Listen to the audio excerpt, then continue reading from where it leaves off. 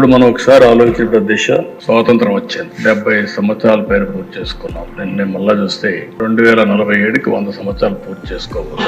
ఇంకా కూడా ఆర్థికంగా, రాజకీయంగా, సామాజికంగా అసమానతల పైన పోరాడే పరిస్థితి వస్తా ఉంది. ఇటీవల కాలంలో అనేక ఛాలెంజెస్ తర్వాత నేను ఆ చరిత్ర చెప్పేటప్పుడు ఎప్పుడు చెప్తాను. ఒక తీర్పు ఇచ్చాను. 7 మంది జడ్జెస్ 6+1 తీర్పు ఇచ్చినప్పుడు చాలా స్పష్టంగా రాష్ట్ర ప్రభుత్వాలు ఏ వర్గమైనా సరే ఎరగబడిందని భావిస్తే మీరు వర్గీకరణ చేసే అవకాశాలు ఉన్నాయని రాష్ట్రం గాని కేంద్రం గాని అందరికీ మీకు చేసే అవకాశం ఉందని చాలా స్పష్టంగా తీర్పు ఇచ్చారు. దానిపైన 1 మ్యాన్ కమిషన్ వేయడం, గ్రూప్ ఆఫ్ మినిస్టర్స్ ని నియమించడం, వారందరూ ఆలోచించిన తర్వాత మొన్నే కేబినెట్ లో కూడా ఒక నిర్ణయం చేశాం. ఈ నిర్ణయం చేసిన దాని వెనకాల దిశ ఎన్నికలప్పుడు కూడా ఎన్డీఏ కూటమి వర్గీకరణకు కట్టుబడి ఉందని చాలా స్పష్టంగా చెప్పాం. చెప్పిన మాట ఈ రోజు నిలబెట్టుకోవడానికి ఆ వేదిక